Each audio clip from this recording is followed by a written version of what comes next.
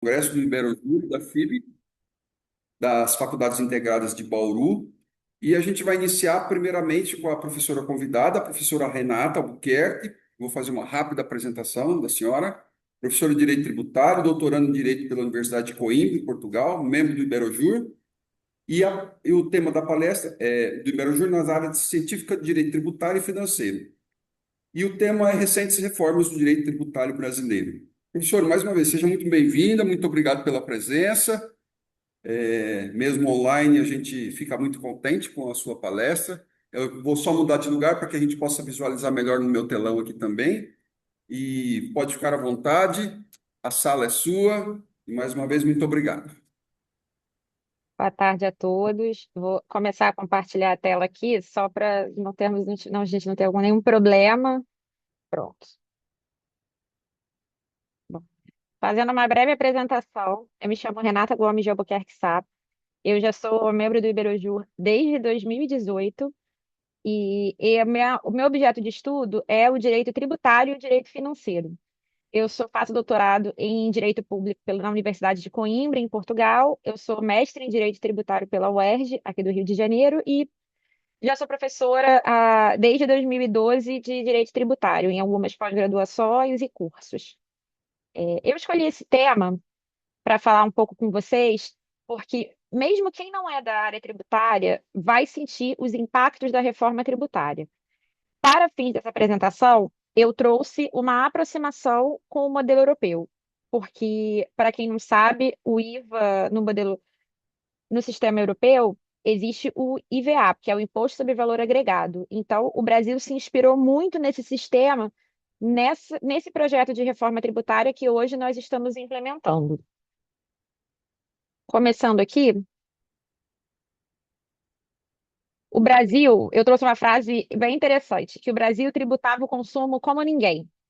Nem melhor, nem pior, apenas de um jeito que só nós entenderíamos, né? É aquela frase popular, nem melhor, nem pior, apenas diferente. Então, como era a tributação sobre o consumo no Brasil?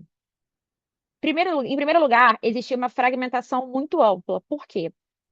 Eram 5 tributos cumulativos e cada estado, em relação aos tributos estaduais, tinha sua legislação específica. Então, desses tributos, o mais relevante para fins de estudo teórico e na prática era o ICMS e a PIS e a COFINS, que eram contribuições federais, né, que já já vão deixar de existir. Então, a legislação desses tributos era muito fragmentada, especialmente do ICMS e do ISS, por serem tributos de competência municipal em relação ao ISS e estadual em relação ao ICMS. Existiam diversas leis que todos os advogados e os contribuintes deveriam ter ciência. Isso complicava demais o sistema tributário no país. Por causa disso, existe uma tese altíssima, né, uma questão altíssima de litigiosidade. Como alguns de vocês devem saber, existem várias teses tributárias que estão em vigor ainda, que foram recém-decididas nos tribunais superiores, que geraram um impacto altíssimo, tanto para a União Federal, quanto para os estados e para os contribuintes, porque o processo é custoso e nem sempre a decisão vai ser favorável. E muitas vezes uma decisão favorável ao contribuinte gera prejuízo para a fazenda pública. Uma decisão que tem a modulação dos efeitos, ela também vai gerar prejuízo para alguns contribuintes que estavam naquela situação. Então, nós vivíamos num verdadeiro manicômio tributário. Para piorar a situação, que é a última característica que eu vou falar aqui do sistema anterior, era a alta cumulatividade. O que isso quer dizer? Os tributos incidiam dentro das suas próprias bases de cálculo, então é muito comum a gente falar que um tributo estava incluído na base de cálculo de outro, e eles incidiam em vários momentos da cadeia de serviços. Eles incidiam na operação entre o fabricante e o distribuidor, entre o distribuidor e o varejo, e entre o varejo e o consumidor final. Então, você tinha múltiplas incidências e o tributo acabava incidindo sobre o próprio tributo por diversas vezes. E muitas vezes a não cumulatividade, que é a obtenção, em um resumo bem resumido mesmo, era a possibilidade de obter créditos dos tributos pagos na operação anterior, ela não se materializava na prática. Então, isso gera um custo tributário muito elevado para qualquer pessoa, especialmente para as pessoas jurídicas. E como vocês devem saber, aqui no Brasil, grande parte dos empregos são gerados por pequenas e médias empresas, e elas são as que vão suportar muito, de forma muito intensa, esse custo tributário, né, o custo Brasil. Então, quais eram os tributos que existiam dentro do sistema pré-reforma?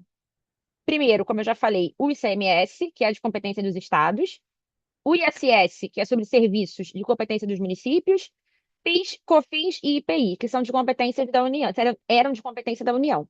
Então, existia uma grande complexidade dentro desse regime, porque na mesma operação incidiam vários tributos. Então, eu trouxe aqui alguns exemplos de vícios do sistema anterior. No caso do ICMS, a guerra fiscal entre os estados, porque cada estado vai tentar facilitar a sua vida e promover alguns benefícios fiscais para que as empresas comecem a atuar dentro desses estados. Então, para atrair negócios, atrair investimentos, os estados e até mesmo os municípios, tá? Começam a trazer, oferecer benefícios fiscais, muitas vezes fora do procedimento legal correto, né? Que no caso dos estados é através de convênio do Confaz. Então, isso gera uma guerra fiscal muito grande entre os estados. O ICMS tem uma legislação muito complexa e isso gera cerca de 87% do contencioso estadual tributário. Então, vocês imaginem um tributo que quase ele tem 27 leis. Então, uma empresa que opera nacionalmente, ela tem que se preocupar com 27 ordenamentos jurídicos diferentes para poder fazer a venda de alguma mercadoria. E é um tributo que tem uma aplicação prática tão complexa que ele gera 87% do contencioso tributário do Estado. Isso é uma média entre os estados, tá, gente? Tem estados que têm um contencioso menor, tem estados que têm um contencioso maior, vai depender do volume de operações. Mas é algo, assim, inimaginável para um europeu, para um estrangeiro. O ISS, que é o Imposto sobre Serviços, PIS, COFINS e IPI, que se aplicam em compras e vendas em geral, produtos industrializados, que tinham regimes paralelos e creditamentos muito similares, e isso gerava muita insegurança jurídica. E o caso específico do IPI, que é um tributo com função extrafiscal, o que isso quer dizer? Ele não necessariamente serve para arrecadar apenas, ele também serve como forma de influenciar a economia, por isso que é bem comum vocês ouvirem no comércio, alíquota zero para veículos, alíquota zero para eletrodomésticos da linha branca. Por quê? Porque o IPI era uma forma de fomentar a economia, dando, né, esse benefício da alíquota zero para estimular que a população compre determinados bens, ou para desestimular que a população compre aquele bem, que é aumentando a alíquota do IPI, que era algo que era feito sem a necessidade de lei. Poderia ser feito através de ato do executivo. E agora, qual a nova arquitetura do sistema tributário? Através da emenda constitucional 132 de 2023, inaugurou-se um novo sistema tributário brasileiro com a reforma. Então, qual é a ideia? Aqueles 5 tributos vão deixar de existir, à exceção do IPI, por isso que o IPI aqui está com um pontinho de interrogação, e surgiram 3 tributos novos no ordenamento jurídico brasileiro. Quais são eles? A CBS, Contribuição sobre Bens e Serviços, que ela substitui o PIS e a COFINS. Ela não substitui propriamente o IPI. Vou explicar por quê. O IPI, ele vai ser substituído, entre muitas aspas, pelo IS, mas ele não vai deixar de existir. Por quê? Ele vai ter a alíquota zerada para quase todos os produtos, exceto aqueles produzidos na Zona Franca de Manaus. Por quê? Isso, na Zona Franca de Manaus, assim como outras áreas de livre comércio, são áreas que têm incentivo para a produção industrial e para a comercialização de bens e serviços. Então, se fosse aplicada a regra comum que vai existir para o CBS de todos os outros territórios, isso seria prejudicial para essas zonas. E existe uma política constitucional de desenvolvimento das regiões Norte, Nordeste e Centro-Oeste. Então, essa é uma das iniciativas. Sem contar que a Zona Franca de Manaus é a mais importante das áreas de livre comércio do Brasil. Portanto, o IPI, então a CBS ela não vai propriamente substituir o IPI.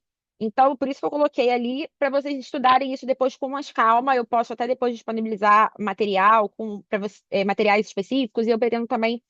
Tem muita produção acadêmica sobre esse tema. Inclusive, organizei uma coletânea no ano passado que fala sobre reforma tributária, e um dos temas é essa questão da CBS e a relação dela com o IPI e com o imposto seletivo, das zonas incentivadas. E depois, quem quiser adquirir, pode entrar em contato comigo pelo Instagram, que vai estar aqui no final da palestra. Voltando aqui, a CBS, ela vai substituir, né, propriamente o PIS e a COFINS. Ela vai ser um tributo de competência da União. Então, o regime vai mudar um pouquinho, mas não vai ser tão diferente do que já existe hoje. A principal mudança está em relação ao IBS. O ICMS e o ISS, eles vão deixar de existir até 2033, né, que já estamos nessa transição, e eles serão substituídos por um tributo único, que é o IBS, Imposto sobre Bens e Serviços. É um tributo de competência compartilhada entre estados e municípios. A lei que criou o IBS e a CBS é a Lei Complementar 214 de 2025, que eu não vou abordar aqui também, porque a gente não tem tanto tempo, mas ela cria um regime único para esses tributos. A única questão que não vai ser regulamentada pela lei complementar, que vai ser regulamentada por cada ente, é a questão das alíquotas. Mas elas também não podem ser fixadas somente de acordo com a vontade do ente. Elas têm vários critérios que elas devem observar. Devem observar o princípio da neutralidade, devem observar o princípio de destino, devem observar a alíquota de referência, que uma uniformidade entre as alíquotas dos IBS estaduais e dos IBS municipais, e uma transparência ao consumidor. Por que que vai ter essa transparência? Por que que todos esses princípios são importantes? Porque, diferentemente do ICMS e do ISS e da PIS e da COFINS, eles são tributos que eles só vão incidir sobre o valor agregado em cada operação. Por isso que estão chamando essa sistemática nova de IVA dual. A ideia é que esse tributo seja não cumulativo, que ele só incida no valor que foi agregado em cada operação da cadeia de consumo. Vamos agora, nós estamos no momento de regulamentação desses tributos e com a regulamentação prática nós vamos verificar a possibilidade, né, a implementação dessa não cumulatividade plena. Através também do split payment, você, quando fizer uma compra, o tributo já vai ser feito um Pix automático para os cofres públicos. No caso da CBS, para a Receita, e no caso do IBS, para o Comitê Gestor, que é o órgão que vai fiscalizar e receber essa verba e distribuir entre estados e municípios. Então, a ideia é que os créditos sejam automáticos, que você só pague o tributo devido e que qualquer creditamento você já use de forma automática, que qualquer restituição já seja automática, ou seja, num prazo muito exíguo. Tudo isso ainda é projeto, mas espera-se que isso de fato seja implementado no Brasil. Por fim, nós vamos falar do último tributo novo criado, né, pela reforma tributária, que é o imposto seletivo, que é um tributo com finalidade extrafiscal, criado de competência da União Federal, e ele vai incidir sobre atividades que são consideradas nocivas à saúde, ao meio ambiente. Na regulamentação atual, ele incide sobre cigarros, bebidas, armas, minérios e alguns outros combustíveis específicos. Então, obviamente que a gente ainda não tem a regulamentação definitiva, mas já temos uma ideia de como vai ser essa sistemática nova. E está existindo uma briga muito grande em relação ao imposto seletivo, porque isso vai aumentar a carga tributária de muitos setores, como, por exemplo, o setor dos cigarros, a ponto de inviabilizar a operação desses setores no Brasil. Algo importante a ser falado é a questão da transição. A reforma tributária, ela está sendo implementada em etapas. Ela começou esse período de transição nesse ano, em 2026, e vai ter fim em 2033, que é quando efetivamente todos os tributos anteriores serão extintos e será implementada de forma completa a reforma. Quais são as principais semelhanças em relação ao IVA que nós temos na Europa hoje? Primeira delas é o princípio do destino. O ICMS, ele era tributado com base na origem. Então, quando a mercadoria saía do ponto A para o ponto B, quem recebia essa maior parte do tributo era o local A. Agora mudou, agora vai ser o local B. A tributação, ela vai ser no local do consumo, no local do destino. Isso elimina distorções concorrenciais entre os estados, especialmente em relação ao estado de São Paulo. Uma das grandes críticas, né, no âmbito do CONFAS, que é o conselho do qual faz parte todos os estados, é que o tributo, o ICMS, ele fica basicamente todo no estado de São Paulo. Então, os outros estados, eles acabam ficando defasados. Por quê? Porque a maior concentração de indústrias que nós temos no país, e talvez até de comércios, é na região sudeste, especialmente no estado de São Paulo. Então, com a reforma tributária, isso vai mudar. O IBS, né, o valor do IBS em cada operação, ele vai para o destino. Vai acabar com aquele DIFAL, que é o diferencial de alíquota, que era quando em operações interestaduais, eles tinham uma cobrança de um valor extra de ICMS pelo estado de destino para ele poder receber uma parcela daquele tributo. Outra aproximação, não como na atividade plena, como eu já expliquei, vai existir um crédito financeiro integral sobre todos os insumos utilizados pela empresa. Isso supera o regime de creditamento anterior do ICMS, que era restrito ao crédito físico. A base mudou, a base de incidência desses tributos também mudou muito. A base do imposto sobre bens e serviços e da contribuição sobre bens e serviços, ela é muito ampla e se assemelha muito ao do IVA europeu. Existe uma uniformidade nas alíquotas e uma alíquota padrão que se espera, né, de se implementar, com exceções, até porque, como nós já explicamos, aqui no Brasil nós temos peculiaridades muito específicas, como, por exemplo, o sistema federativo. Enquanto na União Europeia não existe tanta divisão entre entes, os países não são tão divididos quanto acontece aqui no Brasil.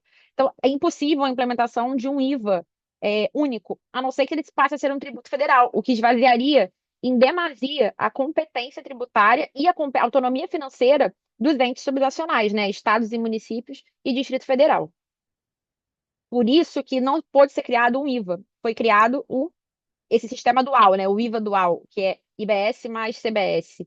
E, por fim, uma grande inspiração no sistema europeu é a transparência ao consumidor.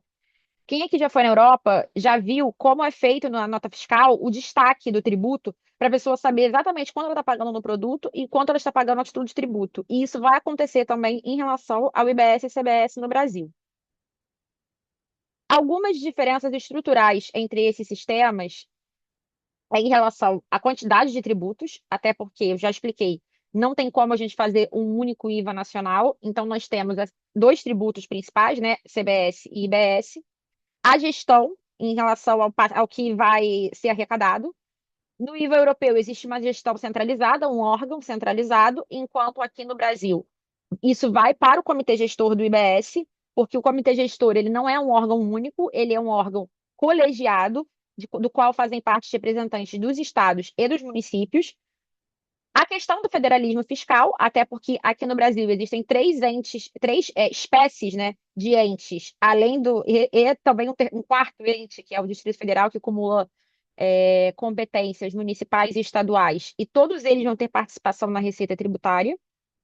A questão das alíquotas, até porque os estados e os municípios vão ter uma certa liberdade para fixar aquelas alíquotas, obviamente dentro dos padrões legais, e regimes especiais, que é o principal, acho que é o principal ponto de impacto da reforma tributária em relação a setores específicos. Muitos setores no Brasil se beneficiam de convênios, de regimes específicos de tributação, e que se esses regimes acabassem, isso ia ter um problema muito sério de competitividade, ter um problema econômico no país muito sério. Então, enquanto na Europa existem pouquíssimos regimes especiais, aqui no Brasil existem mais de 10 setores. Se vocês observarem, somente a Lei Complementar 214, ela já trata de diversos regimes especiais de tributação, de redução de alíquota, isenções e outros, sem contar os que já existem hoje, como, por exemplo, os relativos ao repetro, alguns regimes específicos tributários para caso de comércio exterior. Então, isso é algo que a gente ainda vai precisar compatibilizar com o sistema nacional, com esse novo sistema criado pela Emenda Constitucional 132.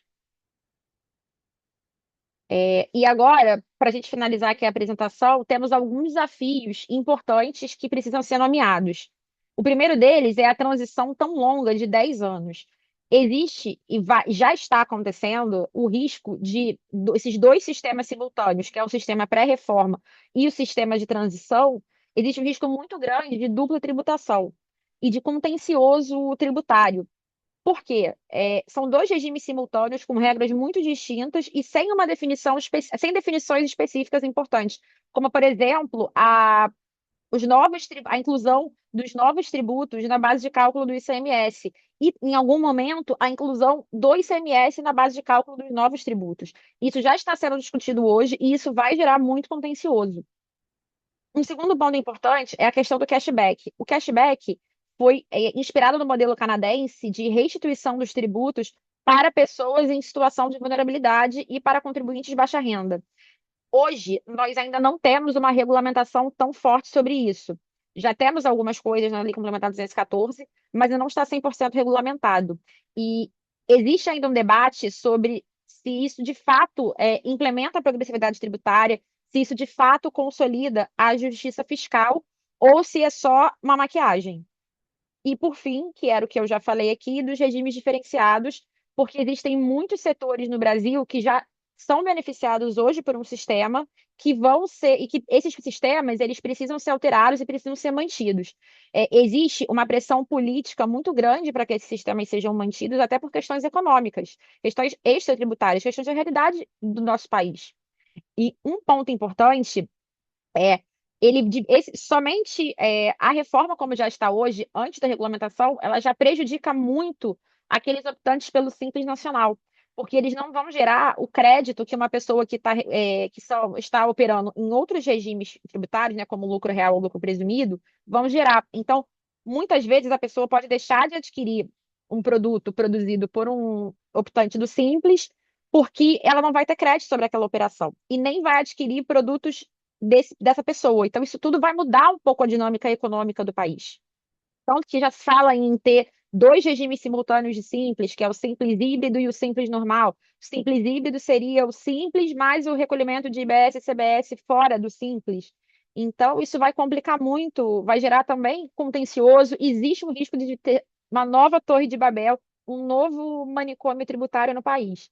E eu trouxe algumas questões para debate é, sobre a legitimidade democrática do Comitê Gestor do IBS. Para quem já está acompanhando, você está gerando uma confusão muito grande sobre a função dele, se ele tem realmente legitimidade democrática para exercer uma função normativa dentro da competência estadual e municipal, se o imposto seletivo pode ser um IPI pior, né, um IPI disfarçado, se o cashback realmente consolida a justiça fiscal, dentre outras diversas questões que a gente pode trazer aqui para debate. E, por fim, eu trouxe aqui algumas conclusões que a gente pode pensar. A reforma, ela resolve alguns problemas, mas não resolve todos. E essa aproximação, né, essa absorção do sistema europeu, né, dentro das peculiaridades brasileiras, ela não pode ser 100%. A gente não pode pegar o regime de um bloco da Europa e aplicar no Brasil, porque a gente tem muitas peculiaridades. E, por fim, o sucesso, né, é um excelente projeto. Eu, particularmente, sou a favor da reforma. Eu acho que vai piorar um pouco, mas vai melhorar. Agora, essa melhora que se espera com a implementação total da reforma, ela depende de uma regulamentação infraconstitucional forte e de alta governança do comitê gestor. Até porque, gente, são questões muito complexas que vão ser analisadas. O sistema vai mudar muito em muito pouco tempo, em 10 anos, né? Em menos de 10 anos, a gente já vai ter uma nova sistemática tributária, mas simplesmente esse ano de 2026, a partir do próximo ano, já vamos ter a extinção do PIS e da COFINS e a implementação integral da CBS, e a gente ainda não tem nem a regulamentação completa. Então, e os conflitos anteriores não vão acabar.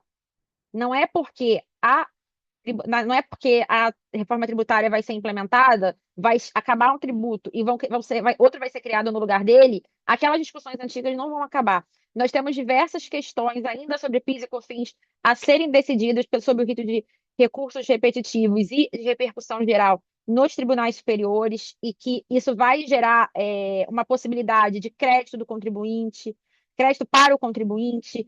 A gente ainda não sabe como vão ficar a questão dos créditos, porque já temos uma regulamentação ainda muito inicial.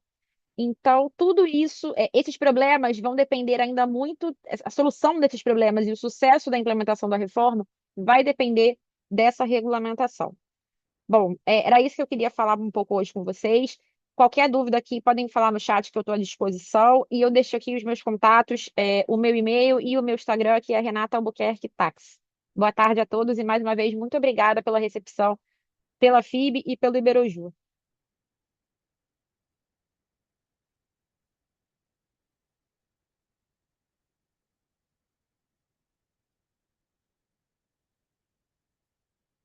Se vocês tiverem qualquer dúvida ou qualquer questão sobre a apresentação, por favor, podem me chamar aqui no chat que eu consigo responder, tá?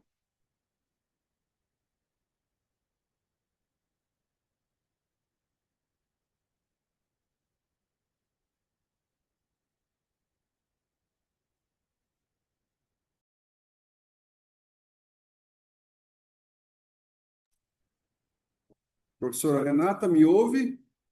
Ouço sim. Maravilha, ótimo. Eu queria mais uma vez lhe agradecer pela palestra, pelas palavras. É, uma palestra eu tenho como objetiva, precisa. Eu não sou da área de tributário, mas eu, com atenção, ouvi o que a senhora disse, e, embora a gente não seja na área jurídica tributária, mas essas questões tributárias postas hoje na sua palestra, eu não tenho dúvida que vai afetar todo mundo no Brasil, principalmente Com todos certeza. nós. Então, ao mesmo tempo, é uma reforma que gera preocupação, porque é muito extensa, como foi colocado aqui pela senhora, né? Aí eu gostei muito das questões colocadas comparativas ali entre Europa e Brasil e as suas conclusões ali. Então, a gente agradece muito, eu agradeço as pessoas que estão online, nós aqui na sala também. Enfim, o convite aqui das Faculdades Integradas de Bauru e também, claro, do Iberojur, para que volte sempre. E eu gostaria de passar as últimas palavras para a senhora, por favor. Muito obrigada. De fato, a reforma tributária ela vai afetar a sociedade como um todo. E nós, advogados, independente de sermos advogados tributaristas ou não, teremos os nossos negócios afetados. Então, é importante que a gente tenha pelo menos uma noção do que vai acontecer. Ela vai afetar questões acessórias, vai afetar questões contratuais, vai afetar tudo. E eu acredito que esse estudo ele é necessário para todos nós. E com isso, eu agradeço mais uma vez a recepção. Muito obrigada, boa tarde. Nós que agradecemos, muito boa tarde, seja sempre bem-vinda. Muito obrigada. Bem-vindo. A gente vai dar continuação aqui nos nossos painéis e eu vou convidar o ilustre professor aqui, já veio na nossa casa ministrar palestras também, professor José Guilherme Rodrigues, né? Eu, José Guilherme Gerim, isso. E o tema é a exclusão digital como obstáculo ao direito fundamental do acesso à justiça na era do processo eletrônico. A gente tem aqui 10 minutos, né, para a exposição, professor, e eu vou deixar o local aqui à vontade para a sua exposição, e fica à vontade, a gente vai lhe ouvir com muita atenção. Muito obrigado mais uma vez pela presença. Deixa eu apresentar, se quer ficar em pé.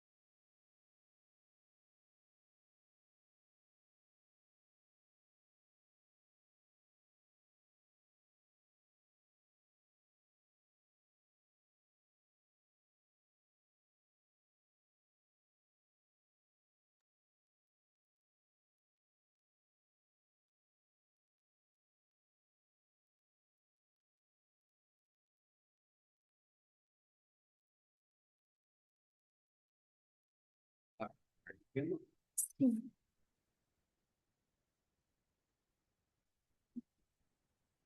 Eu vou mandar para você.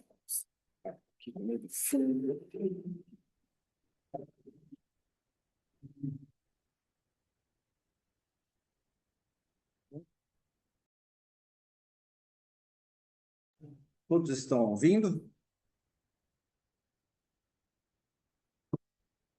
Sim? Sim? Que Sim, bom. professor, estamos ouvindo muito bem. Maravilha, obrigado.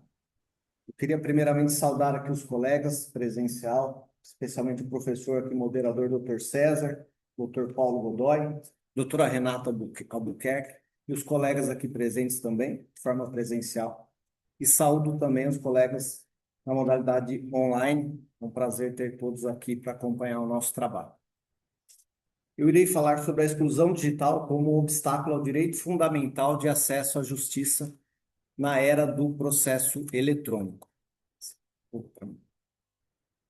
Bom, vamos lá. Dando início aqui à nossa apresentação, a gente vai falar um pouco sobre o progresso da humanidade, né? Atualmente, a gente não fala sobre outro assunto a não ser os avanços tecnológicos. Temos aí uma sociedade toda conectada. E o poder judiciário, naturalmente, não poderia ficar de fora. Por isso que, juntamente com os demais poderes, poder público e demais poderes, passaram a olhar de forma mais atenta a essas políticas e transformações. Então, hoje a nossa sociedade mudou completamente. A forma como a gente conversa, a forma como a gente se relaciona, como a gente pede um meio de locomoção, ou até mesmo uma comida, né? Quando a gente vai pedir uma pizza, alguma coisa, mudou completamente. Então, os poderes tiveram que acompanhar essa mudança. É lógico, a gente não está diante de um avanço que pode deixar pessoas para trás, né? Quando a gente fala de um rápido avanço tecnológico, diariamente temos novas tecnologias, mas não podemos esquecer os nossos direitos fundamentais que estão ali na nossa Constituição de 1988. Eles não podem ser abalados ou mitigados, sob pena de oferecer risco à democracia.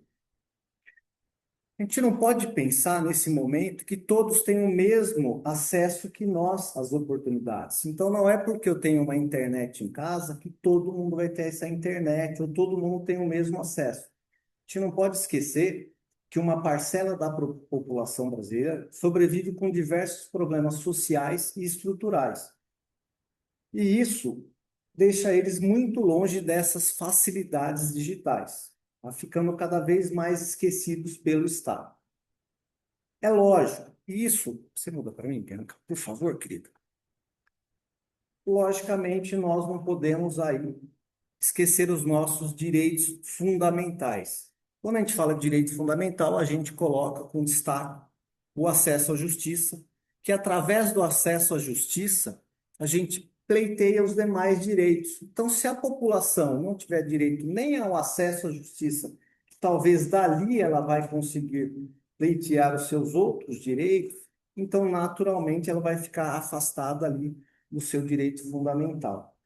Coloco aqui em si um trecho do livro do doutor Luiz Guilherme Marinoni, onde ele muito bem coloca que o acesso à justiça não é necessário apenas para garantir os demais direitos. Ele é imprescindível para uma organização justa e democrática. Abro aspas aqui. Não há democracia em um Estado incapaz de garantir o acesso à justiça. Sem observância desse direito, um Estado não tem a mínima possibilidade de assegurar a democracia. Por isso, a importância do acesso à justiça. Da mesma forma, e não menos importante, cito aqui a dignidade da pessoa humana e o atual momento da sociedade. Vivemos em uma era digital, correto? Então, a internet se tornou um componente essencial da nossa vida. Talvez a gente não consiga mais ficar sem internet. Em alguns momentos que a gente deixa o celular em casa, a gente até sente que está faltando alguma coisa aqui para a gente. Então, deixou de ser apenas um luxo, ele se tornou fundamental. Então, desempenha um papel crítico aí nas áreas desde educação. Então, vejam bem, estamos aqui em Bauru, diversos colegas aqui no online acompanhando a nossa palestra. Então, educação, emprego, entrevistas de emprego hoje ocorrem online, diversas formas. Então, a pessoa que não tem acesso a essas facilidades, ela fica aquém da sociedade, ela fica no canto. Cito aqui um entendimento do Dr. Camilo Ferrarese. A evolução da humanidade acarretou na evolução dos direitos do homem, em um processo gradativo e histórico, garantindo que cada fase superada um leque de direitos que buscam a tutela da dignidade e respeito pelo próximo. Ou seja, a dignidade ela muda. Em uma época, ter dignidade é ter acesso ao fogo. Hoje, provavelmente, é ter acesso à internet. Também coloco o direito da igualdade. Deve-se garantir aí que todos os cidadãos tenham direito a mesmas oportunidades, ou seja, desde os meios tradicionais até os virtuais. Certo? Não pode haver segregação de pessoas. Então, a gente não pode deixar nenhuma pessoa de lado, independente do que ela possua. Para isso acontecer, o que a gente precisa? A gente não pode que esses avanços tecnológicos criem barreiras intransponíveis para a população, né? Eles precisam exercer os seus direitos de forma correta e de acordo com todos. Beleza. Cito aqui alguns obstáculos que devem ser transpostos pelas pessoas. O primeiro dele, o obstáculo socioeconômico. O Brasil já é um país recheado de problemas. Saúde, educação, saneamento básico, a desigualdade social, enfim, a desigualdade de renda. Então, esse problema já é um grande obstáculo para as pessoas. Na questão do poder judiciário, quando a gente fala do poder judiciário, o acesso à justiça, o processo eletrônico, temos as custas processuais. Hoje, as custas processuais se tornam onerosas para as pessoas, então elas precisam ter o dinheiro para pagar as custas, o dinheiro para pagar o advogado. Temos o juizado especial? Temos o juizado especial, temos a Constituição que garante o acesso à justiça de forma gratuita, mas ainda não alcança todos. Então, ainda é defasado. Temos a Defensoria Pública, mas muitos municípios, muitas cidades ainda não possuem defensores públicos capazes de atender a todos os cidadãos. Então, esse é o primeiro obstáculo que a gente coloca. Da mesma forma, obstáculos jurídicos, a morosidade processual. A morosidade processual, a gente já sabe, o processo eletrônico avançou muito nessa questão de celeridade. O processo eletrônico ganhou cerca de 3 a 4 anos de vida a menos. Então, o processo eletrônico dura menos hoje no Brasil, mas ainda a morosidade processual é um impedimento onde a pessoa precisa daquele direito de forma rápida e muitas vezes ela fala, olha, se eu entrar com a ação, eu não sei se essa ação vai me atender no tempo que eu preciso. E da mesma forma, os conhecimentos dos seus direitos, né? As pessoas, hoje em dia, ela não tem todos os conhecimentos dos seus direitos. Então, muitas vezes, ela tem um direito violado e ela nem sabe que esse direito está violado.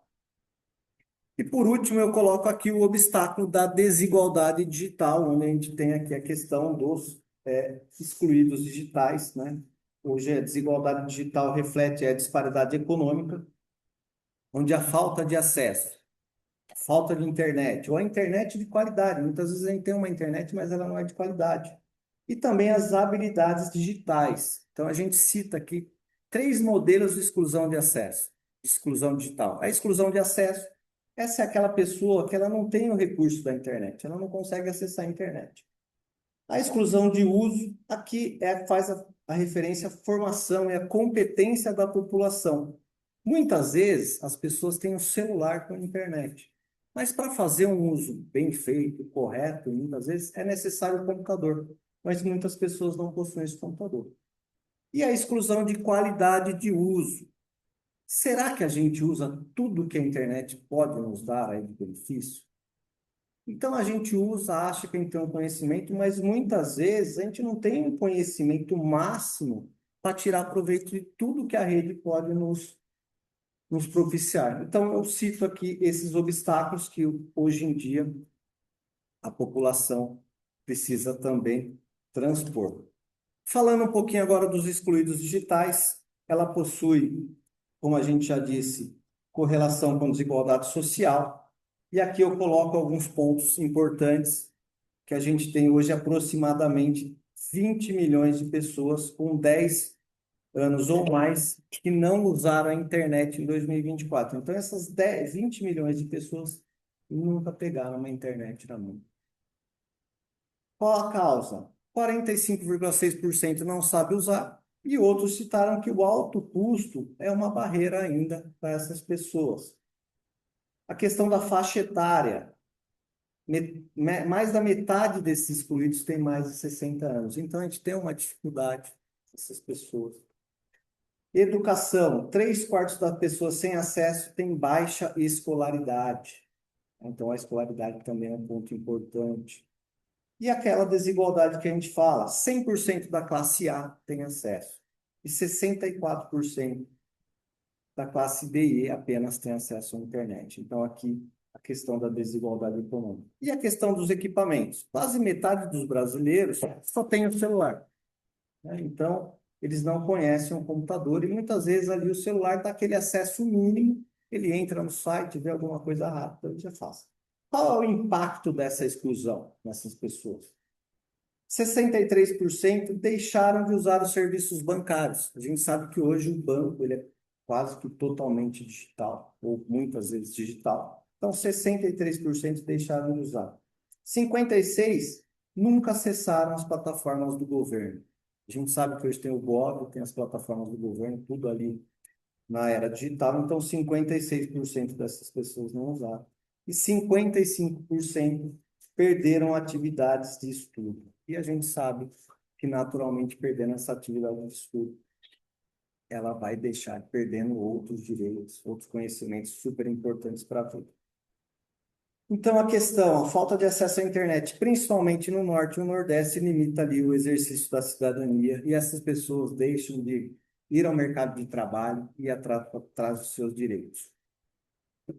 Colocamos, então, aqui a inclusão digital como um direito fundamental da pessoa. Então, a gente sabe, como a gente já disse na questão da dignidade da pessoa humana, os direitos humanos fundamentais são construídos de acordo com a realidade que a gente vive. E a realidade que a gente vive hoje é uma realidade toda digital. Temos no Senado uma PEC 47/2001, ela introduz a inclusão digital no rol dos direitos fundamentais. Essa PEC ainda está para votação, então ela assegura, ela acresceria que é assegurado a todos o direito à inclusão digital, devendo o poder público promover políticas públicas que visam ampliar o acesso à internet em todo o território nacional, na forma da lei. A justificativa para esse projeto, a senadora colocou: as transformações econômicas e sociais promovidas por essas tecnologias afetaram também os direitos humanos, devem ser repensados e adaptados a essa nova realidade. Em um mundo cada vez mais conectado, o exercício da cidadania e a concretização de direitos sociais como educação, saúde e trabalho dependem da inclusão digital. Então, até mesmo aqui a questão de saúde é vista hoje no meio digital como importante que a pessoa tenha esse acesso. Temos políticas públicas para essa inclusão digital? Temos. Ainda muito de forma acanhada. O governo tem feito algumas políticas públicas. Então, temos ali o PROINFO, ele promove a tecnologia como ferramenta de enriquecimento pedagógico nas escolas fundamentais. O Serviço de Atendimento ao Cidadão, ele visa ali as comunidades em estado de vulnerabilidade. Então, aqui tem as ONGs, principalmente ali em comunidades. Programa Cidades Digitais, ele visa a modernização e ampliação do acesso aos serviços públicos. Aqui, nesse ponto, eu faço uma observação. Nós temos hoje cerca de 5.570 municípios, né, no país. Apenas 198 municípios contêm ali, eles têm cidade digital. Então, ainda é muito acanhado pelo tamanho do Brasil. É necessário ainda outras políticas ou um aumento dessa política. Computadores para exclusão, esses são computadores que são recondicionados, eles são arrumados em equipes e depois eles são doados ali a pontos de exclusão digital. E o programa Wi-Fi Brasil, ele é direcionado às comunidades também em vulnerabilidade. Já temos um investimento alto aqui na questão da inclusão digital. O Brasil, no PAC 2023 a 26, prevê 28 bilhões para conectividade, incluindo ali 18,5 bilhões para o 5G e o 4G, e 6 bilhões para as escolas e saúde.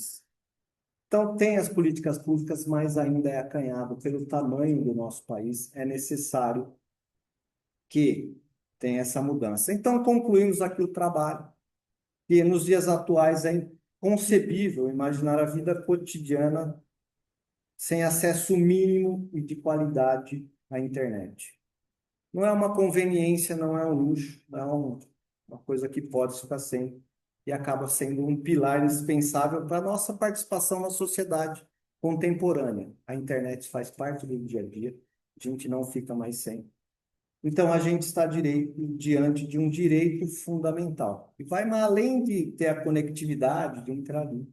É um direito essencial para o nosso desenvolvimento, crescimento social, crescimento econômico e principalmente crescimento cultural.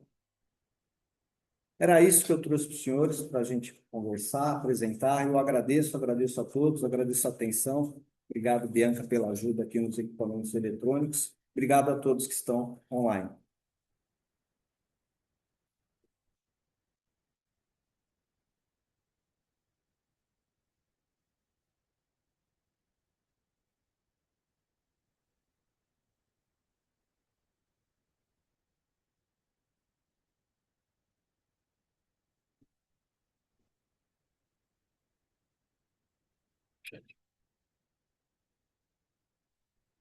Ainda não.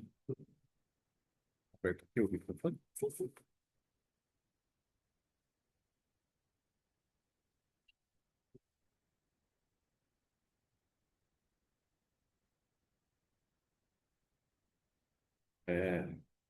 Dando continuidade às apresentações do painel Perspectivas do Direito Atual, agora eu convido o professor César Augusto Micheli, que é mestre em Direito, coordenador do Núcleo de Prática Jurídica das Faculdades Integradas de Bauru e moderador dessa sala, para fazer a apresentação do seu trabalho, os dissídios coletivos de trabalho e a arbitragem como método alternativo de resolução de conflitos, contribuições do modelo europeu.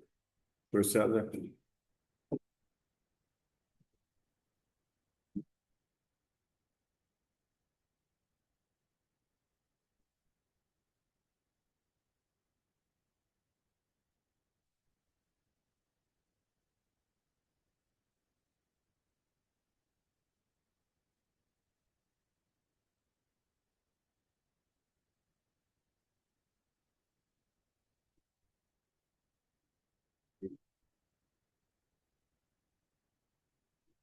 Mais uma vez, boa tarde a todos, aos presentes aqui comigo, às pessoas, os nossos colegas que estão aí online, ao Iberojura, a FIB, instituição a que eu pertenço. Obrigado, professor Camilo, pela apresentação. O professor Camilo já adiantou a temática do meu resumo, da minha apresentação, a questão dos dissídios coletivos de trabalho e resolução desses dissídios coletivos de trabalho via método alternativo de resolução de conflitos, que é especificamente a questão da arbitragem. Eu acho essa questão da arbitragem dentro deste congresso uma questão extremamente atual, vanguardista falar de arbitragem. Um instituto que na Europa já está sendo amplamente utilizado na questão dos dissídios coletivos, né? Portugal, Espanha, Grécia, Reino Unido, já se utiliza a arbitragem especificamente para solução de conflitos e dissídios coletivos de trabalho, e é nessa perspectiva que eu escrevo e venho aqui fazer essa apresentação para nós, né, e levar ao debate, à discussão. O que me leva primeiro a pensar dessa forma? Eu já trabalhei com arbitragem no aspecto prático. Eu fui árbitro no tribunal de arbitragem, tinha várias unidades no Brasil. Não vou falar o nome porque ele não existe mais, mas eu achei muito interessante a questão da arbitragem quando eu atuei dentro da arbitragem. E na FIB, a gente tem também a disciplina de arbitragem, de métodos alternativos de resolução de conflitos. Tenho a honra de ministrar essa matéria, essa disciplina, né, que foi pensada junto com o coordenador do curso, professor Camilo. Então, por isso que eu acho que a arbitragem é um caminho a ser seguido pelo judiciário, pelas pessoas, para a resolução de conflitos, especificamente a questão dos dissídios coletivos, que são tão importantes na esfera trabalhista. E quando você fala de dissídio coletivo, o nome já diz, abrange muita gente, abrange muitas pessoas. E a gente sabe como foi o professor que me antecedeu agora, depois ao final a gente vai falar, né, o professor José Guilherme Gerim, a questão da morosidade do judiciário, que não se está a criticar o judiciário, uma questão que realmente por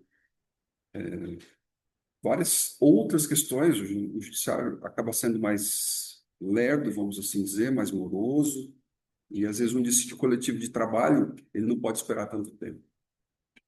O dissídio coletivo de trabalho tem que ser rápido. Quando a gente fala de direito trabalhista, a gente está falando de direito alimentar. A gente está falando de alguma coisa que a pessoa precisa para ontem. É a sobrevida da pessoa, a vida da pessoa.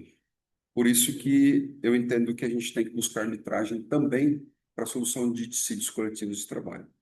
Aí eu retrato, né, no meu artigo, no meu resumo, a CLT já traz para nós, né, vou até pedir a licença para ler, o 507A da CLT diz lá, nos contratos individuais de trabalho cuja remuneração seja superior 2 vezes o limite máximo estabelecido para os benefícios do regime da Previdência Social, poderá ser pactuado cláusula compromissória ou de arbitragem.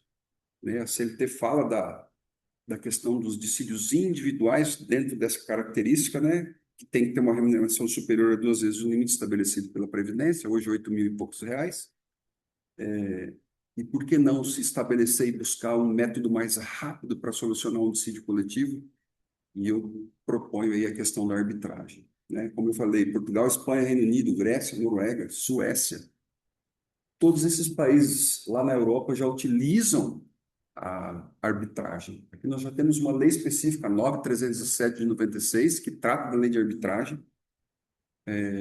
Existem alguns projetos já entrando no Congresso para modificação da lei de arbitragem. Tá? Aliás, tem projeto que vai mudar praticamente toda ela, a gente depende, evidentemente, da votação do Congresso. Tá?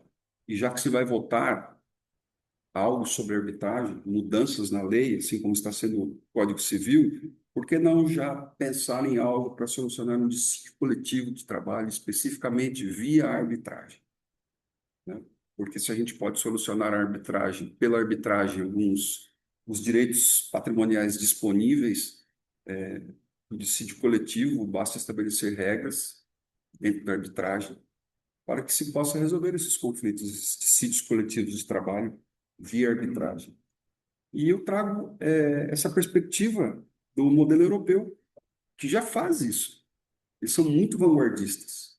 A Europa já está fazendo isso, a resolução de conflitos coletivos pela arbitragem. Nós aqui ainda, embora conforme eu acabei de ler aqui, a nossa CLT, ela autorize nessa situação, desse requisito do ganho da pessoa, é um dissídio individual. Poucas pessoas conhecem. A gente tem uma cultura hoje, se você perguntar para o empregado no Brasil, o trabalhador, a primeira coisa que ele quer reclamar um direito, o que ele fala? Vou contratar um advogado e entrar na justiça.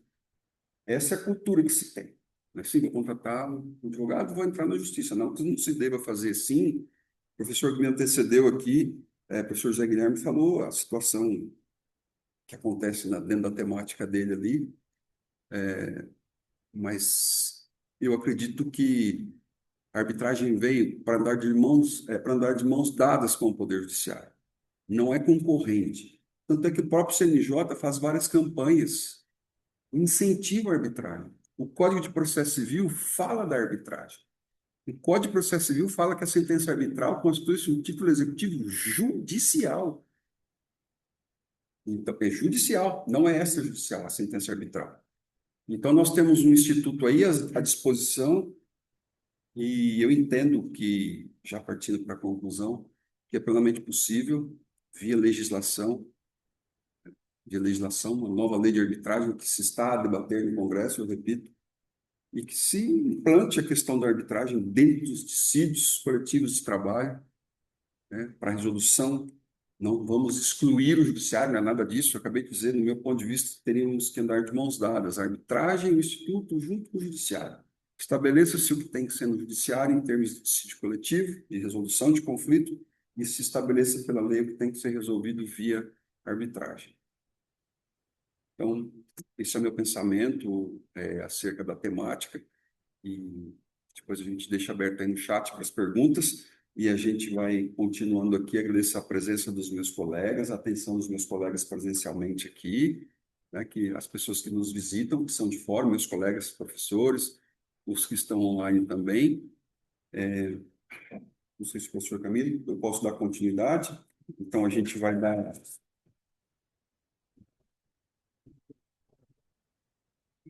Nós vamos dar continuidade das apresentações. Ao final, pessoal, a gente vai fazer um comentário de todo mundo que apresentou, tá? Dentro do cronograma que a gente tem aqui. Eu esqueci de falar no começo, o professor Paulo Godoy tinha uma temática para ser apresentada, mas ele vai apresentar, ele veio para o nosso painel, ele teve um problema pessoal, então só as pessoas que estão aguardando ele falar, né, que querem ouvir a temática dele, o professor Paulo Godoy vai fazer a apresentação amanhã cedo, na continuação do congresso aqui, tá bem? Eu vou convidar aqui meu colega, meu amigo, o professor José Nardoni, para que venha aqui fazer a sua exposição. Já vou falar a temática, que é a transição para um governo digital sob uma necessária segurança jurídica. Professor Nardoni, pode ficar à vontade.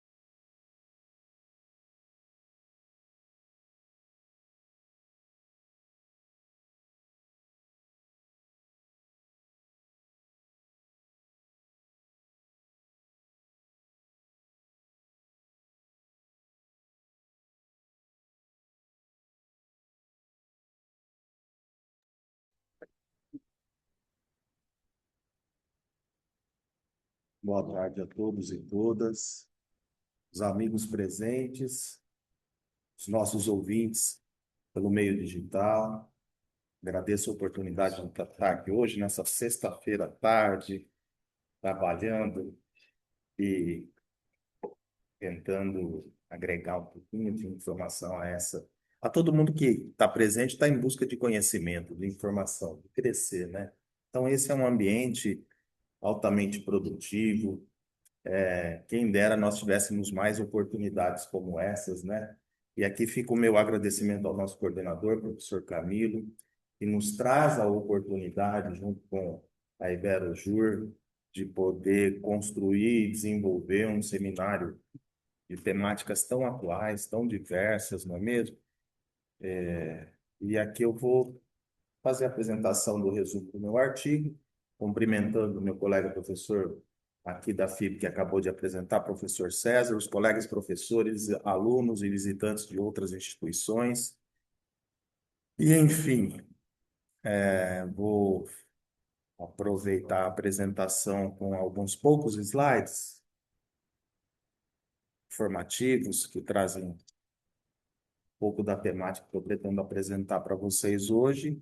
E o tema do meu trabalho, como está aí, se trata da transição de um governo digital para um governo digital sob uma necessária segurança jurídica. Como bem pontuou o professor César há pouco, em relação à temática dele, esse também é um tema absolutamente atual, não é? E, infelizmente, nós estamos atrasados também, né?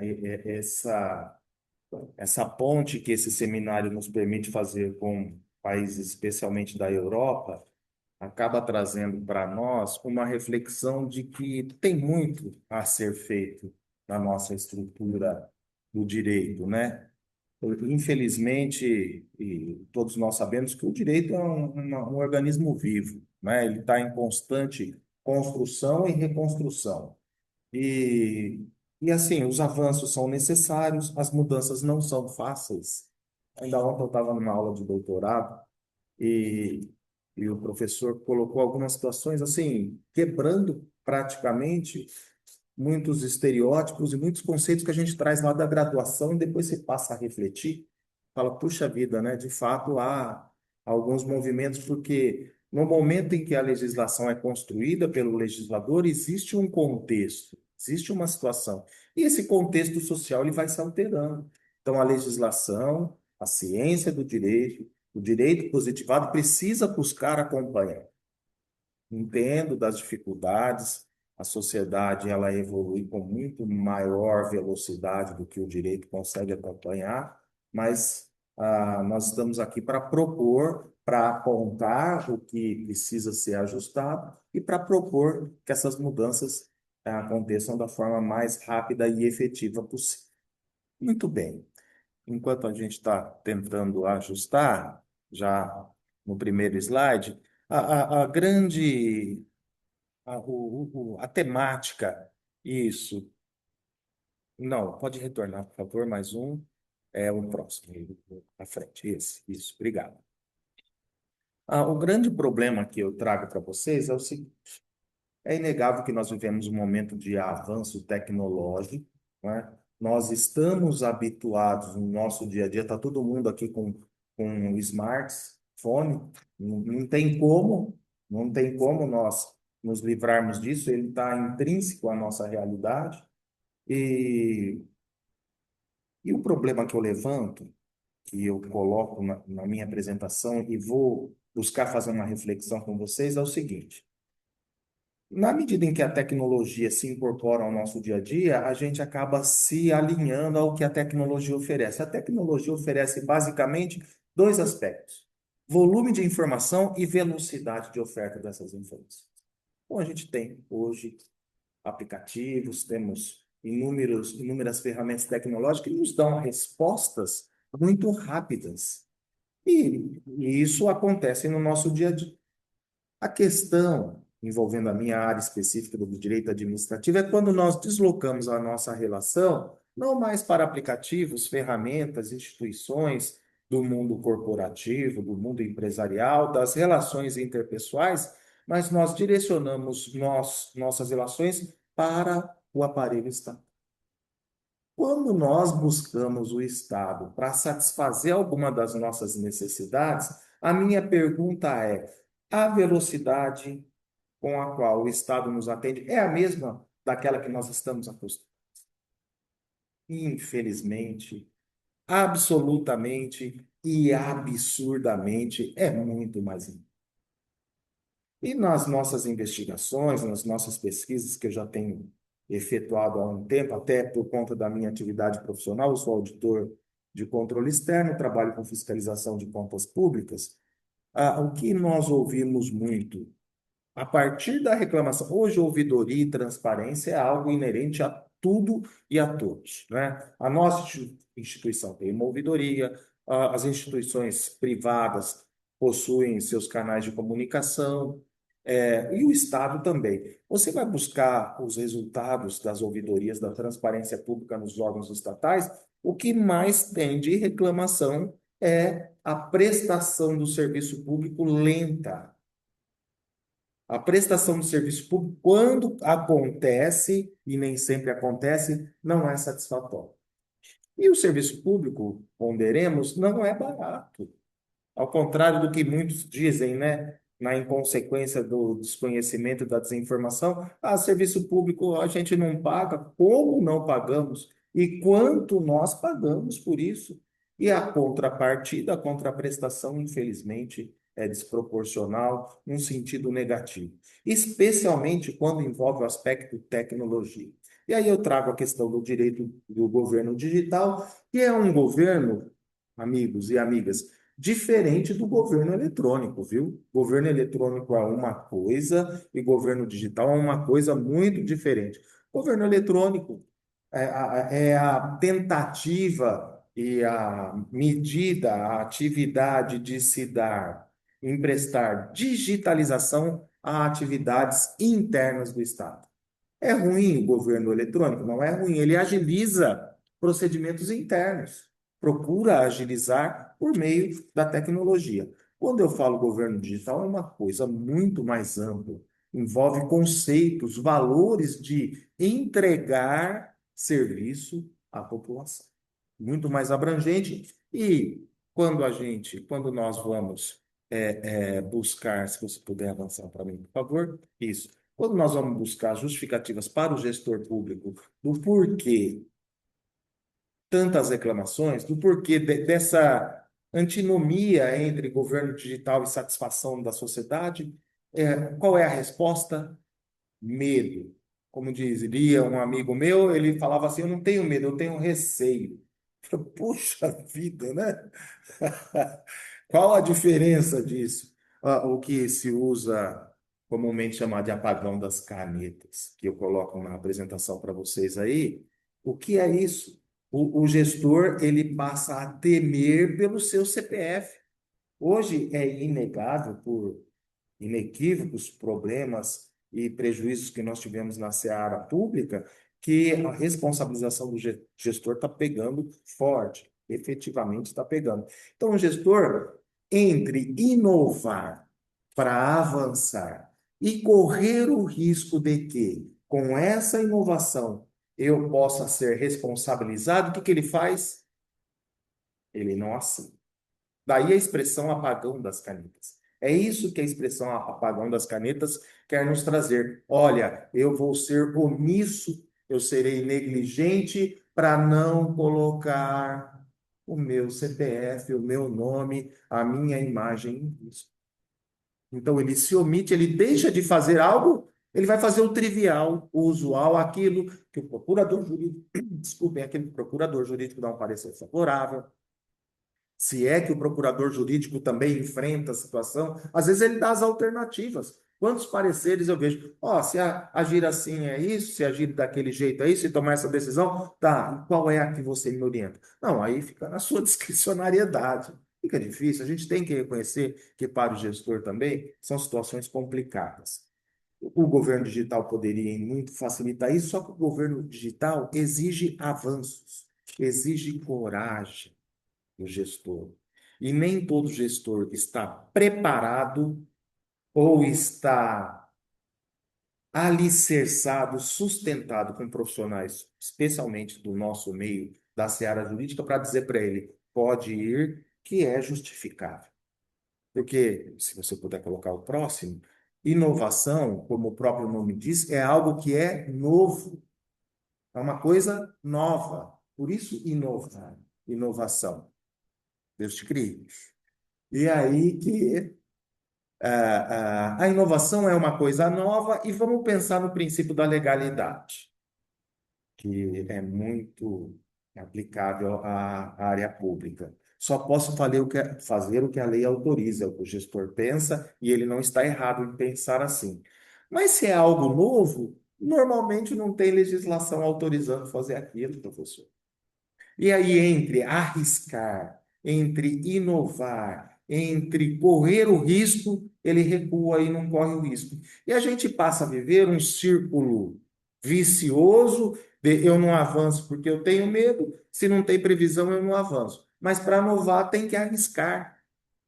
E aí a nossa pergunta é essa: onde que o direito administrativo, estou especificando o direito para facilitar o meu estudo, a minha pesquisa, o direito administrativo. Mas podemos pensar em todos os ramos do direito que transitarem, que se envolverem com essas atuações do Estado. O direito ambiental envolve questões tecnológicas, o direito empresarial, o direito trabalhista, como foi dito agora há pouco, essas questões hoje de trabalhar em casa, não trabalhar, todo esse envolvimento que traz consigo a natureza e essa parceria com a tecnologia acaba ficando comprometido. Comprometido por quê? Porque ou o direito caminha rápido para alinhar, para direcionar e para orientar as novidades, ou nós vamos ficar naquele hiato legal do direito positivo que não tem previsão. E é nesse aspecto que o direito administrativo é esse o ponto que me incomoda e que me fez buscar a pesquisa desse tema. Onde que o direito administrativo precisa, pode e deve avançar para permitir ao gestor que ele faça testes, que ele corra riscos, que ele experimente, porque inovação, amigos, é experimentação. A inovação, as novidades científicas, não só na área jurídica, mas em todas as outras ciências, ela precisa ser experimentada. O robô não acerta de primeira, a IA não acerta de primeira, nada acerta de primeira se não houver testes que o antecedam. Então, há necessidade de haver testes, comprovação metodológica para que aquilo aconteça. E ao Estado não é permitido tu testar. Ao Estado, porque o teste implica a impossibilidade de erro. E no Estado errou é prejuízo ao erário. Prejuízo ao erário, a interpretação literal do direito administrativo é puna-se o responsável, o gestor. O gestor olha para isso e fala: eu vou entrar nessa de colocar em risco o meu nome para avançar? Eu prefiro não avançar. E os julgadores do direito administrativo? E os julgadores das decisões públicas? Eles estão preparados para permitir essas possibilidades de inovação? O legislador o julgador, ele está preparado para dizer: olha, aconteceu um problema, houve um equívoco, implicou um determinado prejuízo ao erário, mas eu vou reconhecer que a tentativa foi válida, que isso é um degrau, é um passo para se avançar. Se isso der certo com mais uma ou duas tentativas, o avanço, o resultado na entrega da prestação de serviços à sociedade vai ter valido a pena. O nosso julgador está preparado para isso?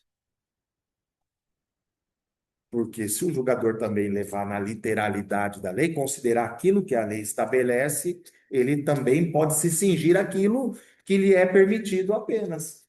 Então, percebam que para haver essa evolução, para que o direito possa acompanhar essa necessidade que o governo digital exige, ele precisa de coragem de muitos agentes.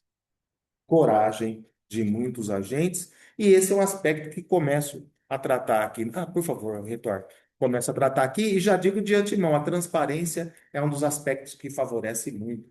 Porque com a transparência, o gestor que está arriscando, que está avançando, ele deixa a par toda a comunidade, os órgãos de controle externo, o judiciário, a sociedade em última instância, para que todos possamos acompanhar a tentativa, o experimento dele e avaliar o custo-benefício disso. Se o custo-benefício for negativo, o gestor suspende. Quando o gestor mostra a intenção dele e abre a publicização, essa intenção, fica mais fácil dele se justificar. Ok? E já caminhando para o final, a questão da segurança jurídica que o direito, especificamente o direito administrativo, pode proporcionar para essa nossa cruzada, essa nossa encruzilhada, porque vai chegar um ponto que nós vamos ter que decidir. Nós vamos avançar ou vamos ficar aqui? Como disse o professor César na área dele do direito, do trabalho, a Europa está avançada. Gente, o governo digital está implantado na maioria dos países europeus. E essa segurança jurídica hoje, literal, que exige muitos meios, muitos procedimentos em detrimento a resultados, a entregas, nos garante legalidade? Nos garante que não há corrupção, que não há desvio, que não há malversação? Nos garante boa qualidade do serviço público? Evidentemente que não. Então, o que nós temos a perder é experimentar, em avançar nessa e em outras áreas. Eu expando, eu amplio para outras áreas de apresentação dos demais colegas essa necessidade do direito se movimentar com maior velocidade, com maior celeridade, porque senão nós sempre estaremos correndo atrás da demanda social. Nunca estaremos, não digo nem à frente, mas para e passo, porque a necessidade hoje é premente. Quem ganha com uma segurança jurídica? Não só o gestor que ganha maior previsibilidade, maior segurança nas suas decisões, mas o cidadão. Porque hoje existe a lei de acesso à informação, existe lei de proteção de dados, mas é pouco ainda. Se avançar no governo digital, esses direitos precisam ter uma credibilidade, precisam ter uma segurança um tanto quanto mais profunda, mais enraizada e mais garantida. Então, os ganhos, nessa encruzilhada, nessa cruzada de tentar avançar com as nossas disposições legais, no intuito de emprestar maior previsibilidade às decisões do Estado, tem inúmeros ganhadores. É uma relação ganha-ganha. O que não der certo, para. Mas a questão de buscar culpados, responsabilizar por tentativa de avanço, talvez seja algo que nós devamos refletir. Esse é o mote do meu trabalho, o que me traz até aqui, né? Essa indagação. Como a gente sempre diz para os alunos, ó, você tem que investigar um problema. E eu busquei um problema e pretendo humildemente tentar contribuir de alguma forma aí ao final das minhas pesquisas. Agradeço a atenção de todos. Tá?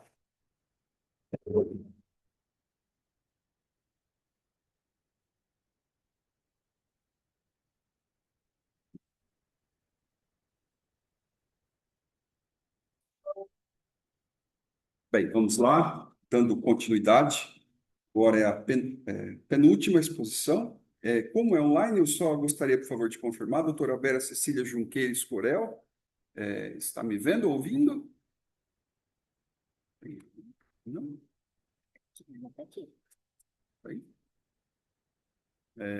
Está me ouvindo? Doutora Vera, a senhora me ouve? Doutora Vera Cecília?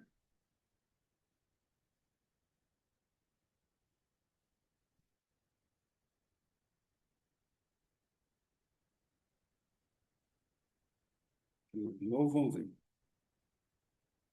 Ao final das exposições, a gente vai fazer um comentário aqui, tá, pessoal? Mas eu gostaria de chamar de novo Bom, a doutora Vera acho que não está Oi, boa posicionada. tarde. Ah, está Eu aqui? gravei um vídeo, me desculpe, doutor. Eu, Imagina. eu gravei um vídeo porque eu estou em trânsito. Eu não sei se a universidade chegou a passar para vocês, mas caso não, eu posso apresentar aqui. Só me dá uns segundinhos.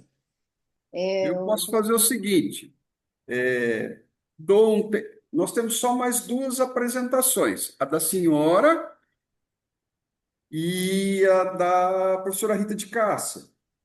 Tá bem, quer passar se a doutora Rita estiver pronta? Eu me organizo aqui, me Eu dá vou uns. verificar, ela está aqui presencialmente, e Até aí me a senhora desculpem meus prepara. trajes, porque eu estava em trânsito Fica e tranquila, fica cheguei. Tá sossegada. bem, Não, obrigada, doutor. eu passo para ela, fica tranquila, depois eu chamo a senhora, Tá viu? bom, eu vou até ingressar no meu computador aqui. Maravilha, tranquilo. Obrigada, doutor. Isso, eu que agradeço.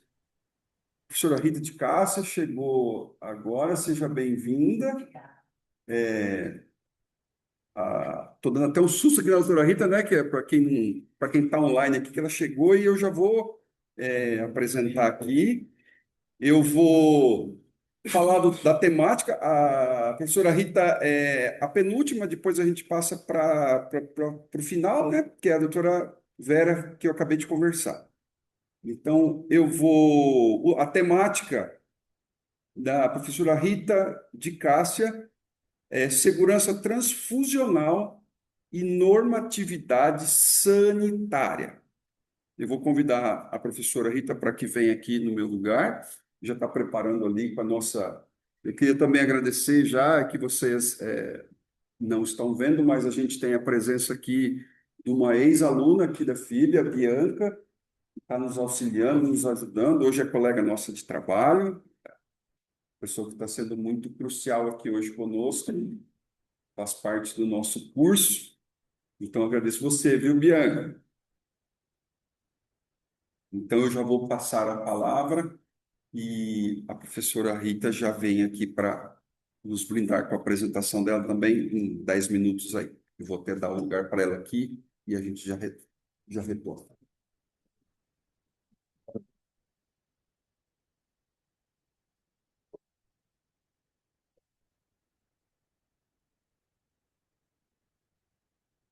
Pedimos apenas 2 minutos para compartilhar a tela. Por favor, aguardem.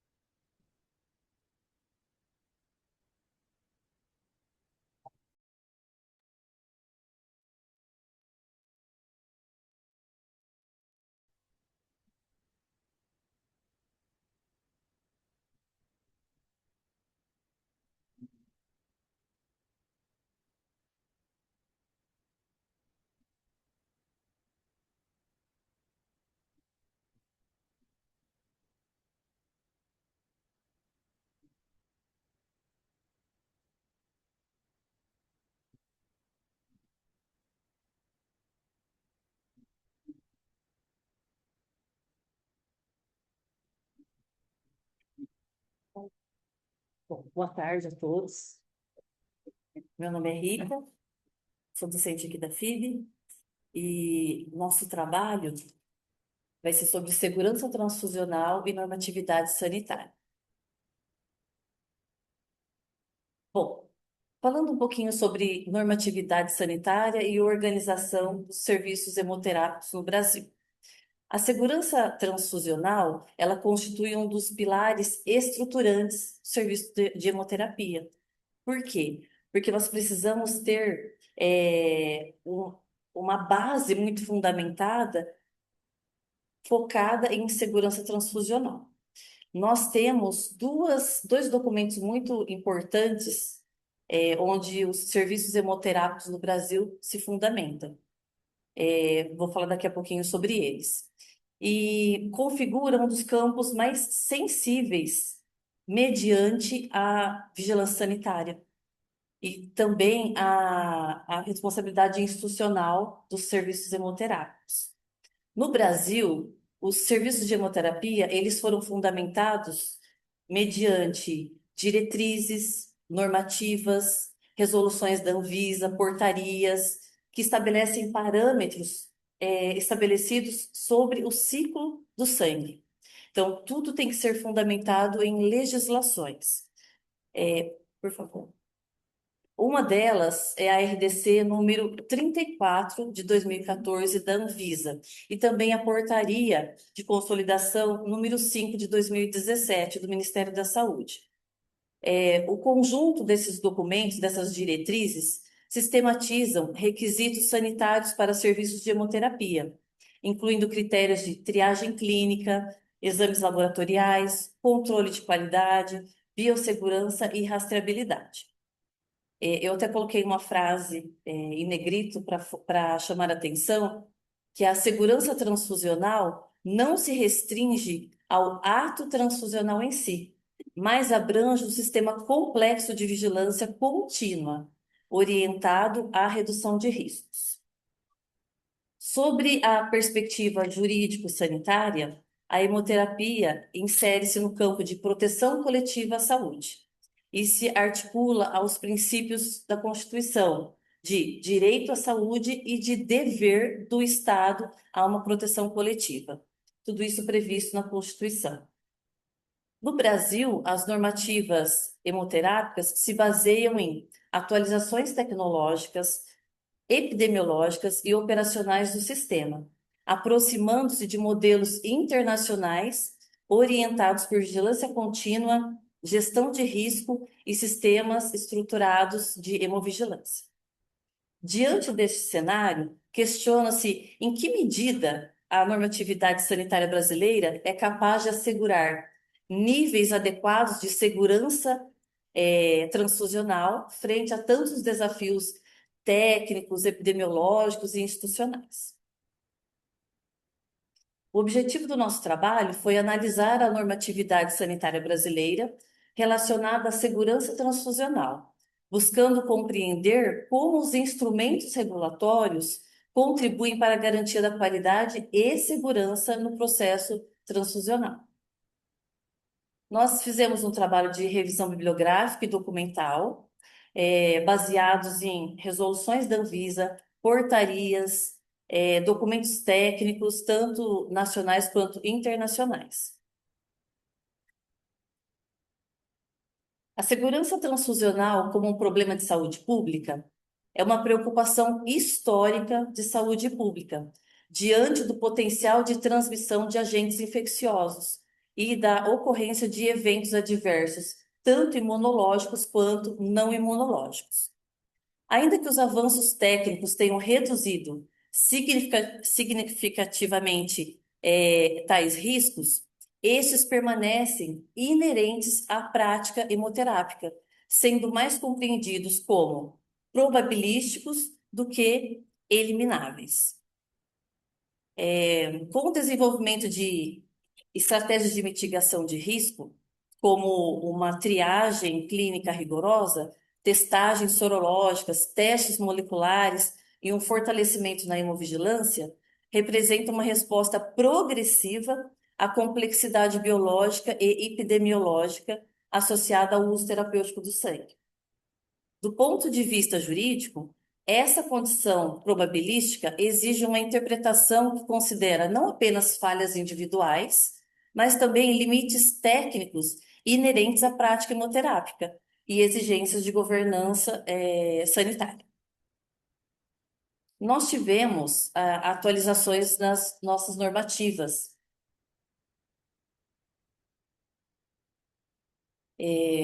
Frente a um risco transfusional, por exemplo, a pandemia do Covid-19.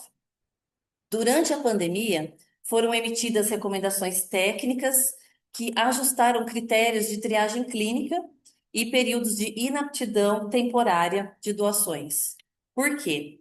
O indivíduo que teve a Covid, ele era inapto para doar sangue. Hoje, nós sabemos que não tem nenhuma confirmação científica de que a Covid é passado via sangue, porque é uma infecção respiratória.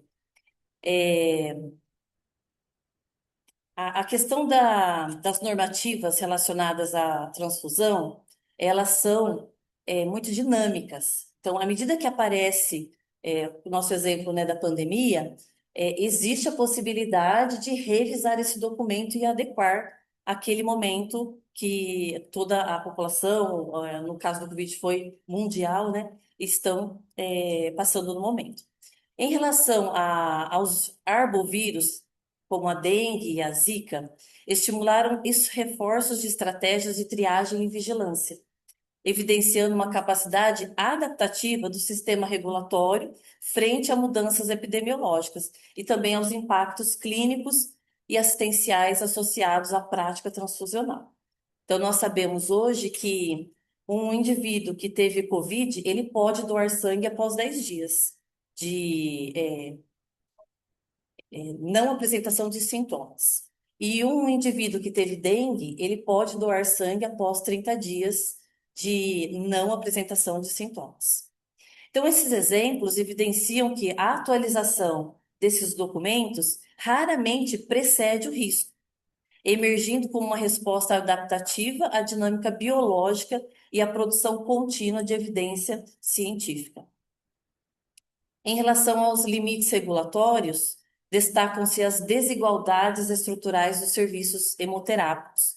Nós sabemos que hoje, um simples teste de grupo sanguíneo em cartão, alguns locais espalhados pelo Brasil ainda não conhecem.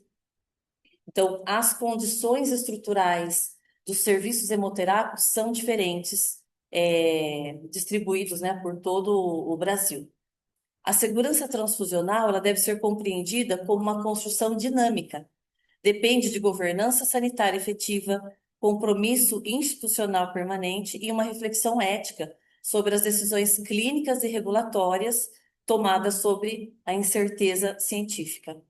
Por favor. O que nós chegamos à conclusão? Que os desafios persistentes indicam que a consolidação de um sistema efetivamente seguro depende não apenas da atualização desses documentos e normativas, mas da articulação entre regulação, prática clínica e produção científica.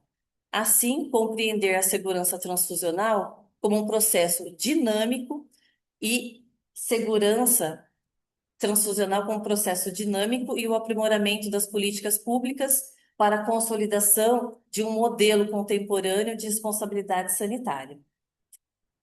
Muito obrigada. Falei muito rápido, né?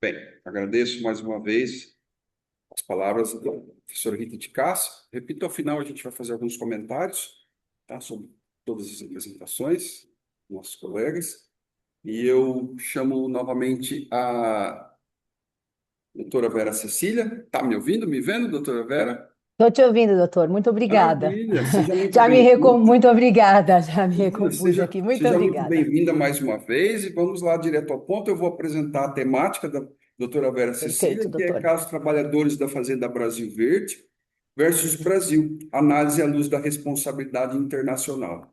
Então, estamos aqui para ouvi-la, fique à vontade, viu? Perfeito, doutor. Eu vou compartilhar minha tela aqui. Como o doutor disse, bom, primeiramente, uma boa tarde a todos. Eu agradeço imensamente a oportunidade de estar nesse seminário, em especial a professora doutora Dora Rezende Alves, minha orientadora e amiga, que está aqui presente também.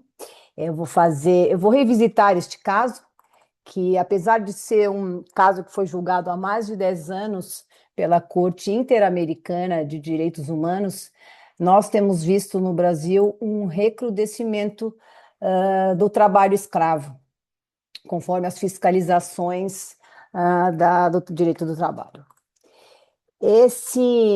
Esse artigo tem por objetivo analisar o julgamento da Corte Interamericana de Direitos Humanos, com sentença prolatada em 20 de outubro de 2016. O assunto tem grande relevância, porquanto, conforme a informação da Organização das Nações Unidas, mais de 2 milhões de pessoas são traficadas a cada ano, gerando o tráfico de seres humanos uma receita anual de 150 bilhões de dólares.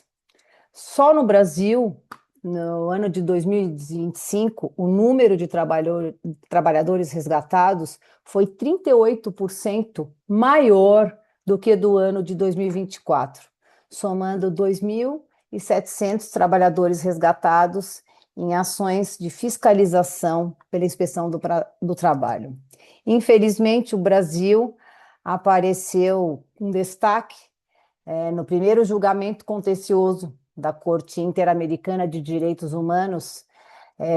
Foi réu o Brasil nesse caso do Trabalhadores da Fazenda Brasil Verde versus Brasil.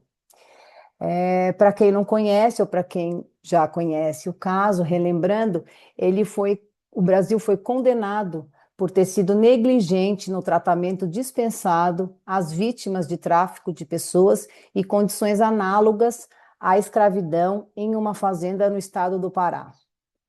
A decisão do referido caso é paradigmática, pois além de ser o primeiro caso contencioso, como dito, a Corte analisou nesse julgamento o alcance do artigo 6º da Convenção Americana, de acordo com o direito internacional dos direitos humanos e as figuras da escravidão, trabalho forçado, servidão e tráfico de pessoas. Eu vou fazer uma breve explanação, que são só 10 minutinhos. a responsabilidade internacional aplicada ao caso, aí tem e o caso concreto. Ele foi o primeiro caso contencioso decidido pela Corte Interamericana, como dito. Foi julgado há 10 anos atrás. Os trabalhadores, nesse caso, eles eram submetidos ao trabalho escravo. Os trabalhadores que conseguiam fugir eram ameaçados de morte caso abandonassem a fazenda, portanto, eram impedidos de sair livremente. Havia falta de salários ou um salário ínfimo e o endividamento dos trabalhadores com o fazendeiro, como forma de permanecerem na situação de escravidão. Falta de moradia, alimentação e saúde dignas. A situação foi atribuída ao Estado brasileiro, pois o Brasil teve conhecimento da situação desde 1989, mas apesar deste conhecimento, ele não adotou as medidas razoáveis de prevenção e resposta, tampouco forneceu às vítimas um mecanismo efetivo judicial para a proteção de seus direitos, qual seja a punição dos responsáveis e a reparação devida. A Corte argumentou que o direito internacional proíbe a escravidão e outras práticas análogas à escravidão e o trabalho forçado. A comissão concluiu, a partir dos testemunhos dos trabalhadores resgatados e demais provas, estar configurada a prática da escravidão e a existência de escravidão por dívidas. O Estado brasileiro, de outro lado, alegou que não bastaria uma simples omissão, devendo existir a intenção do Estado na violação do direito, ou ao menos a facilitação de sua ocorrência. Agora, já indo para o final da explanação, foram feita a aplicação dos elementos e conceitos de responsabilidade internacional ao caso concreto. Esse caso é muito, muito, muito interessante, e a Corte vai analisando os artigos e explanando todos os conceitos aplicados a este caso. É que não vai dar tempo, então a gente está fazendo só uma pincelada. E a Corte decidiu que, apesar das fiscalizações da Polícia Federal e do Ministério Público, que culminaram em ações judiciais administrativas, não houve, né, como dito, por punição por parte do Estado brasileiro, dos agentes, com a agravante de não ter sido instaurada uma investigação para apurar o desaparecimento de 2 trabalhadores. A responsabilidade do Estado brasileiro para a Corte no referido caso é direta, pois deriva de atos do governo brasileiro e de seus agentes. Para a Corte, não basta que os Estados se abstenham de violar direitos. Eles devem adotar efetivamente medidas para garantir a proteção do sujeito de direito, seja por sua condição de pessoa, seja por alguma situação específica em que se encontre, como vulnerabilidade decorrente da extrema pobreza ou marginalização. Assim, o que concluímos? Que, a despeito dos esforços do Estado brasileiro no sentido de erradicar o trabalho escravo, o fato é que a nossa herança histórica, colonialista e escravocrata, e a extrema pobreza de parte da população brasileira são fatores que a tornam vulnerável a ser vítima neste tipo de crime. O Brasil tem tentado, né, vem publicando, tem envidado esforços legislativos, mas como a Lei 13.344, com o objetivo de prevenir e reprimir o tráfico doméstico internacional de pessoas, assim como para garantir maior assistência às vítimas do referido crime, e a aprovação dos planos nacionais de enfrentamento ao tráfico de pessoas. Em 2024, o Brasil aprovou o 4º Plano Nacional de Enfrentamento ao Tráfico de Pessoas, com a publicação do Decreto 12.121, de 30 de julho. Entretanto, apesar dos esforços legislativos e governamentais do Estado brasileiro e da condenação a 10 anos pela Corte Interamericana de Direitos Humanos, o número de pessoas submetidas ao trabalho escravo tem aumentado, o que torna o tema tão relevante. Desde 2013, o número não tinha sido tão numeroso como aquele encontrado em 2021, e desde 2022 o número vem aumentado. E concluindo, o Brasil ainda precisa avançar, mudar esse estado de coisas contrário a nossa Constituição da República, nossa Constituição Federal. Muito obrigada.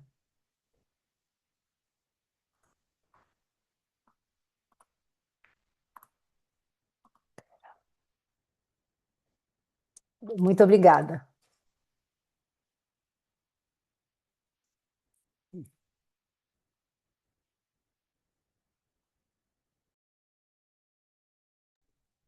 Muito obrigado mais uma vez, doutora Vera Cecília. Nós estamos Obrigada a vendo você, que doutor. tem uma pergunta no chat aqui, eu já passo para os colegas que fizeram a apresentação, né?